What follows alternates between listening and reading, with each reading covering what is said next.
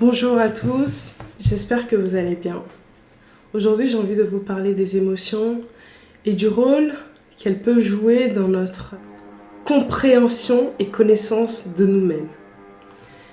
Et j'ai envie d'aborder ce sujet parce que la plupart du temps, les émotions sont divisées en deux catégories, l'une bonne et l'autre mauvaise.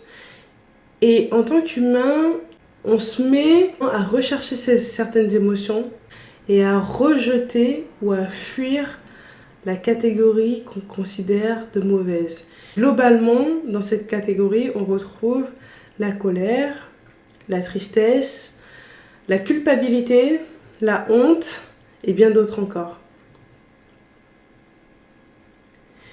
Et au final, ces émotions viennent nous porter un message. Des fois, on vit des situations dans lesquelles ces émotions-là débarquent. Et il faut comprendre l'émotion pour savoir de quelle manière finalement elle agit et les conséquences qui peuvent être engendrées par le fait de ne pas écouter nos émotions. Donc, les émotions sont des messagers.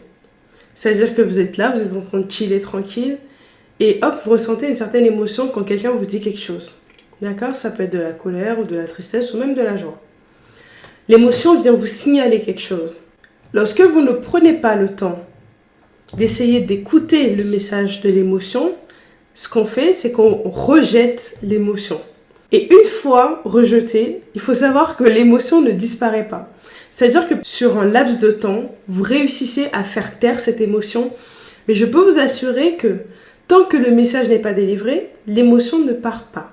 Ce qui veut dire que celle-ci se loge dans votre corps énergétique bien sûr dans un premier temps, et finalement va essayer de redébarquer à un autre moment de votre vie, peut-être où vous rencontrez une situation similaire à celle qui a créé cette émotion. Et si vous vous autorisez cette fois-ci à l'écouter, hop, le message est délivré, l'émotion part, bye bye, vous avez de la place intérieurement.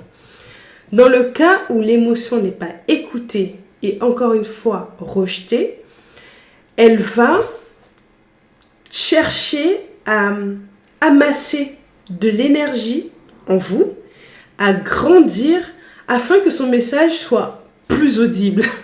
C'est-à-dire que l'émotion que vous avez rejetée, elle va tenter comme ça de prendre de la place intérieurement et revenir une autre fois dans une autre situation pour vous montrer en fait que la première fois le message n'a pas été entendu et qu'il serait peut-être temps de l'écouter.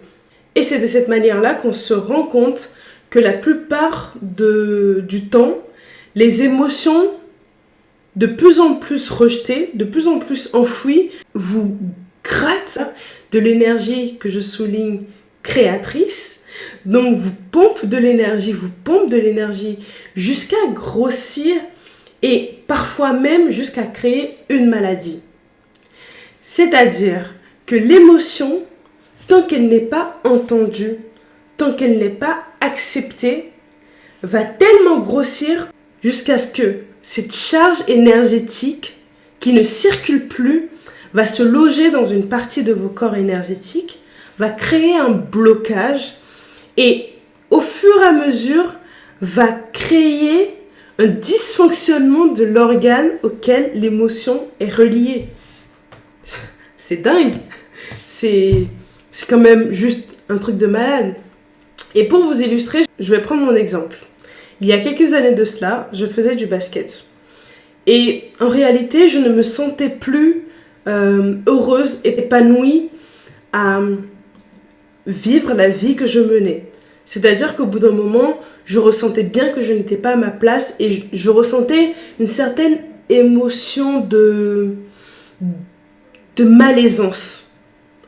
Et j'ai tout fait pour étouffer cette émotion parce que dans mon mental, c'était inacceptable en fait d'écouter cette émotion puisque je m'étais programmée à vivre ma vie d'une certaine façon. D'accord ? Et au final, à force de l'enfuir, en fait, je ne l'entendais même plus. Je n'étais absolument plus à l'écoute de cette émotion et donc plus à mon écoute. Et le dernier moyen qu'a trouvé l'émotion de me faire comprendre la situation, c'est que je me suis blessée au genou toute seule. Je me suis fait une rupture du ligament et une fissure au ménisque avant que je ne comprenne que, en fait, ce n'était plus possible. Et il existe sur Internet, si vous cherchez, vous trouverez sûrement le Dicodémo, que je vous conseille d'aller regarder si vous souffrez d'une maladie ou de quelque chose qui vous gêne. Du coup, je me suis rendu compte avec le temps que cette émotion était en train de me faire comprendre que la vie cherchait à me mener dans une autre direction et que finalement j'étais en résistance. Et quand vous regardez la symbolique du genou, c'est l'organe qui se plie, d'accord ? Et un genou qui pète, c'est vraiment qu'en fait on est en résistance par rapport au fait de se plier à la vie et que du coup, dans le corps, en fait, le genou, à un moment donné, en fait, l'émotion vient tellement se cristalliser dans le corps qu'elle vous force, en fait, à vous écouter. Et il faut savoir qu'en général, la maladie physique, c'est vraiment le dernier recours qu'a l'émotion avant la mort, avant de vous faire comprendre une situation. Et donc, ceci dit, vous allez me dire... Ouais, mais bon, y a des émotions quand même, il vaut mieux pas, je sais pas, les exprimer ou ou plonger dedans parce que sinon, on ne sait pas à quoi s'attendre. Et je vous dirais qu'en fait, une émotion, c'est de l'inconnu. C'est vrai que on a choisi mentalement de nommer certaines émotions telles que la colère, la tristesse, etc. Et qu'il est vrai que l'émotion va venir s'exprimer d'une façon différente à chaque fois. Et il y a certaines émotions qui vont complètement vous limiter et où vous vous sentez en fait écrasé en vous-même, et d'autres émotions qui vont vous ouvrir comme ça. Ces émotions qui nous écrasent, en général, elles sont tellement inconfortables qu'il est naturel de pas vouloir les vivre, d'accord ? Mais le conseil que je vous donnerai, c'est que dès la prochaine fois, parce que la prochaine fois que vous vivez une émotion qui vous met mal à l'aise, qui vous est inconfortable, je vous conseille de vous asseoir avec cet inconfort. Parce qu'en fait, vous ne pouvez pas mentaliser le message que veut vous délivrer cette émotion tant que vous ne l'avez pas vécu dans votre corps. Et le vivre dans son corps, c'est quoi ? C'est simplement s'asseoir ou se poser, vous pouvez être debout, peu importe. C'est simplement en fait se calmer et se recentrer dans l'émotion. Et laisser l'émotion en fait vous montrer où est-ce qu'elle se manifeste. Est-ce que c'est dans le ventre ? Est-ce que c'est une crispation où vous sentez vraiment le ventre se tordre ? Est-ce que vous avez l'impression que c'est votre cœur qui est oppressé ? Ou est-ce que c'est la gorge ? Vous voyez ? En fait, il n'est pas utile tant que ça de savoir ce que c'est comme émotion, si c'est de la tristesse, de la colère, etc. Mais de vous laisser vivre cette émotion, mais en conscience. De vous détendre dans le message que cherche à délivrer l'émotion. Et la plupart du temps, il n'est pas nécessaire de comprendre l'émotion mentalement afin que le message soit délivré. En général, dès que vous vous ouvrez à l'émotion, dès que vous réussissez à traverser cet inconfort que ramène l'émotion, au bout, c'est juste une évidence de comprendre que, ok, en fait, cette émotion, elle est en train de me dire qu'avec telle situation, je ne suis pas ok et que ça ne peut juste plus continuer, que ça ne peut juste plus être de cette manière-là. Et que peut-être que si je veux que ça change, il faut que j'agisse. Non pas que je réagisse, mais qu'il faut que j'agisse. D'accord ? Donc finalement, quand vous prenez l'habitude comme ça de vous ouvrir à vos émotions et de les laisser vous communiquer le message qu'elles ont besoin de communiquer, il y a une certaine paix qui se joue même quand l'émotion est jugée négative. A contrario, lorsque vous tentez d'enfouir vos émotions, des fois, ce sont vos émotions qui se jouent de vous.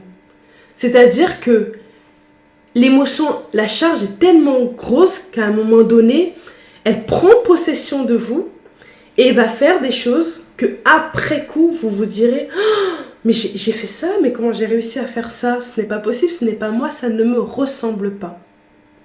Vous voyez la nuance? Donc, d'une part, vous accueillez l'émotion, vous la vivez, vous vous sentez peut-être triste, peut-être en colère, vous ressentez ce que ça vous fait et vous acceptez de ressentir ce que ça fait. Vous vous déposez en fait dans cette sensation sans jugement de l'émotion ni de vous, sans aucun jugement et juste vous essayez de ressentir.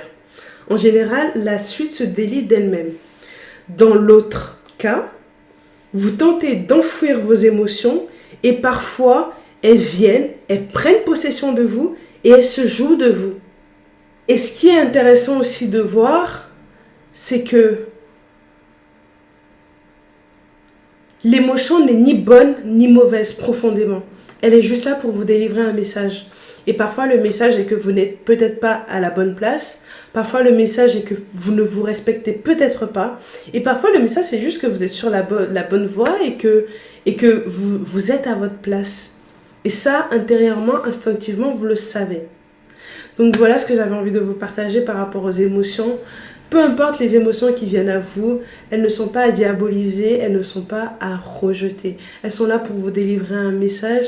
Prenez la peine simplement d'écouter le message qui veut vous être délivré. Et je suis sûre que par la suite, vous verrez par vous-même que ce n'était que positif finalement dans le fond. Même si c'est une émotion jugée négative qui est venue vous délivrer le message. Donc voilà, on se retrouve très vite. En attendant, prenez soin de vous.